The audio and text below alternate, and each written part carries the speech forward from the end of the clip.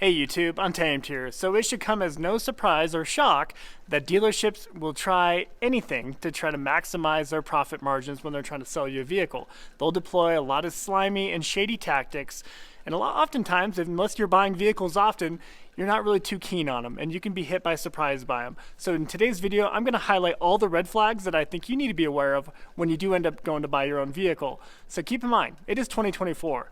Inventory levels are as high as they've been in years, and they're not getting any better. Dealerships need to discount the crud out of their new and used inventory in order to move them. So keep in mind, you are in the driver's seat this year. You can call the shots. Don't succumb to these greedy tactics. Let's talk through it. So let me get the most obvious one out of the way right from the get-go, and that is markups. If you find that a dealership is still trying to charge a markup over MSRP right now in 2024, they're behind the times, right? They're still trying to milk the pandemic, the low supply, the chip shortage. They're really trying to milk that to death. Do not pay that particular dealership any business. Walk if you get any indication that they're going to try to charge you over that sticker price. Not in 2024. Another huge red flag to look out for is if they require you to fill out a credit application or place a deposit before you even test drive a vehicle. That is perhaps the biggest red flag possible. So if you get there and you say, hey, I want to test drive this Toyota Tacoma, they're like, yeah, let's do it. Absolutely. Let's fill out this credit app first. That is a huge red flag. Walk away from that dealership. You don't want to deal with them at all. So if you've been following my channel for any length of time, you know for a fact that I have owned at least a couple dozen vehicles in the last few years. Yeah, I love buying vehicles. I love trying new things out. So I've gotten pretty good at the whole buying process and selling and trading in process. In fact, I had a company for a short minute where I would actually do that for you guys until I started my full-time position that I currently work. So I actually had my own auto brokerage service. I have an MBA and a doctorate in organizational psychology. I really enjoy this stuff, guys. I'm not just some random Joe geeking out about it. I really do love it, and I'm passionate about it. So I love sharing it with you all. So throughout my millions of phone calls that I made throughout the last few years to dealerships, the most annoying thing that I would always get when I call dealerships is, when can you make it into the dealership? When can you make it in? I hated hearing that because they're so quick. It's almost, they're trained to say that. They want to get you into that dealership, sitting in front of them in their chair, because then they got the upper hand. They can control the entire conversation, right? They got the upper hand. You're there, and eventually they're going to wear you down after probably an hour, 2 hours of conversation, back and forth. Hey, let me talk to my manager. Let me see if my manager's okay with that. Back and forth, they'll wear you down. They'll get you to a point where, man, I've already been here for a couple hours. Let's just sign the paperwork and make a deal happen. So I would argue, get the preliminary numbers in writing in advance before you even step foot into that dealership. You'll save yourself a lot of time and a lot of heartache. Another red flag that has become hugely predominant even nowadays is the whole selling you an extended warranty to drop your interest rate. We know interest rates are terrible right now. Even with excellent credit, you're looking at anywhere from 7 to 10% on a new vehicle or 10 to 15% on a used vehicle with excellent credit. So that is terrible. So one thing that we're seeing a lot of finance managers do or finance staff do is they will sell you an extended warranty but drop your interest rate. That's illegal to do. So you're going to get an interest rate from a lender. They're going to predetermine that lending rate for you based on your credit, based on all the information you provided, your income, blah, blah, blah, blah. And then that's it. It's not, hey, I'll give you this interest rate if you buy an extended warranty. No, that is the finance rep taking advantage of the situation. Another thing is, if you see a dealership forcing you to buy a protection package or some sort of protection plan, not an extended warranty, but a protection package that they're applying to the vehicle and they're forcing you to pay for it, I'd walk away from that. We're seeing that happen left and right nowadays. Like we even see here in my hometown, the Cheyenne package is what they call it. It's a $2,000 cash grab, and that's often what they are. They're inflated prices on things that will cost pennies on the dollar, comparatively if you were to do it yourself, like paint protection film, window tint, things like that you'd pay like $1,000 for total.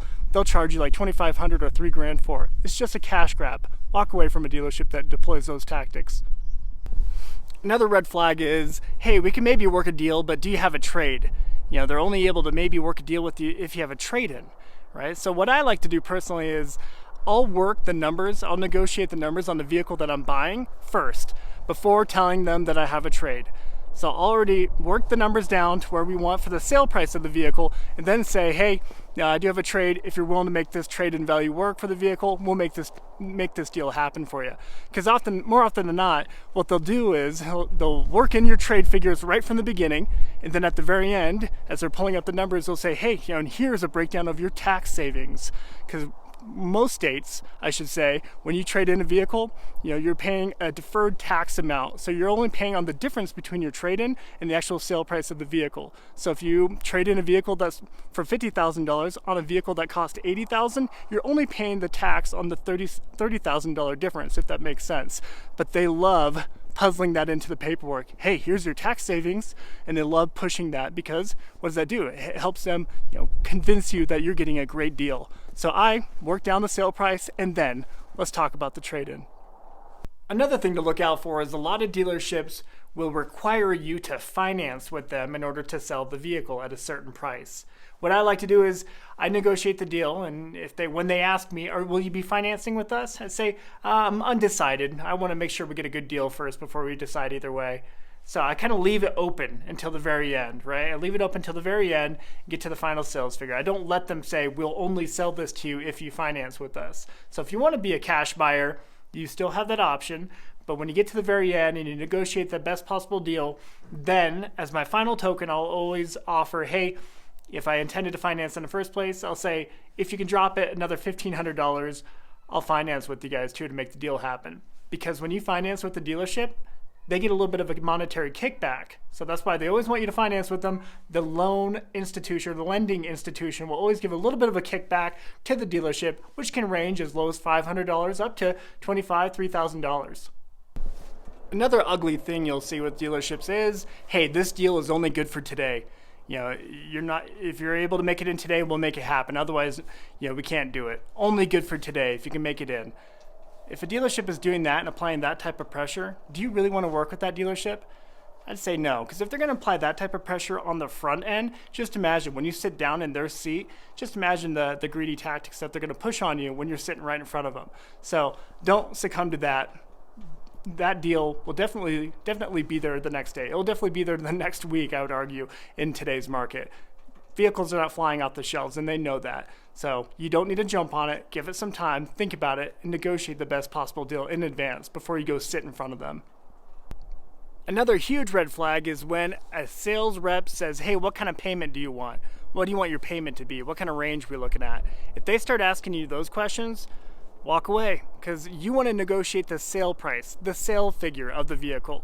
You don't want to negotiate the actual payments, because they can still fudge those numbers. They can move things around. They can incorporate some additional their protection plans into their extended loan term to really lower your payment. So a lot of people will get trapped in that. Like, hey, well, I brought down my payment, but you still paid $8,000 more than what you should have for that vehicle. Always negotiate the price of the vehicle, and then the payments should work themselves out.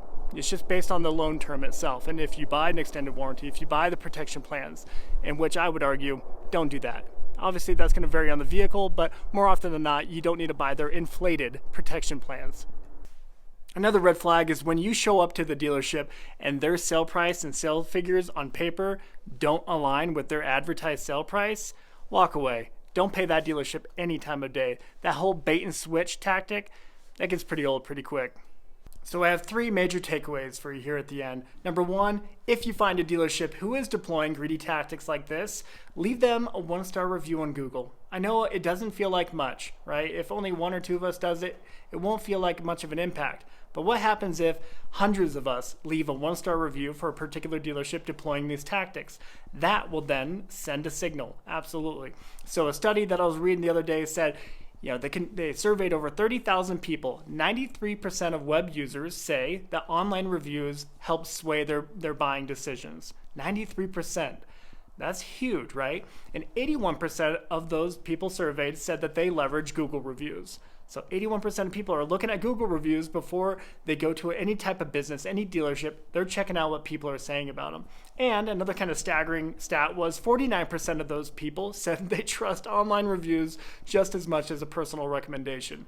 I found that kind of staggering. So all that to say, don't be afraid to take the 15 seconds to leave a 1-star review for that particular dealership. In addition to that, in addition to leaving the 1-star review, don't be afraid to walk, okay? And I mentioned it earlier, don't be afraid to walk away from the deal. Walk away from the dealership, okay? Because I guarantee it, especially right now, that vehicle that you're interested in isn't going to fly off the shelf. They're not going to sell it that day. They're not going to sell it the next day. They're just going to call you 30 minutes after you leave the dealership and say, okay, we'll do it. I guarantee it. Or they'll call you the next day or a couple days later saying, hey, we thought about it. We can maybe make this work. And I guarantee it, you walking will save you more cash in your wallet. I guarantee it. So those are just a couple things to consider. Don't be afraid to walk and leave that 1-star review. And the final thing I'll mention is try your best to get everything in writing before you even show up to that dealership, okay? So call the dealership, tell them, work the numbers on the vehicle that you're interested in, get it in writing, sent to your email or texted to you at very least before you even show up. That can save you a lot of time and a lot of heartache, because if you just kind of show up blindly, you're at their will, totally. And then they can fudge the numbers a little bit more and say, no, we didn't say that. But if you have it in writing, they can't refute that. So there's just a few things to consider. So I don't want to come across as all doom and gloom. Good, honest dealers, they still exist. They're still out there. And I would argue a lot of dealerships really do value the whole returning customer concept. They want to earn your business. They want to develop that relationship. They still exist. Unfortunately, the bad dealerships, the slimy, greedy ones, they tend to overshadow the good ones. So although I'm talking about all these bad examples and these greedy tactics, the good ones, they're still out there, guys. As always, I really do appreciate you taking the time to tune into my videos. It means a lot. I love talking about this kind of stuff. I love digging deep into it. I love doing the research behind it too. So if you find any kind of value in this, as always, I do sincerely appreciate you considering liking and subscribing. It helps out the channel a lot. I do appreciate it. Thanks for watching. Till next time.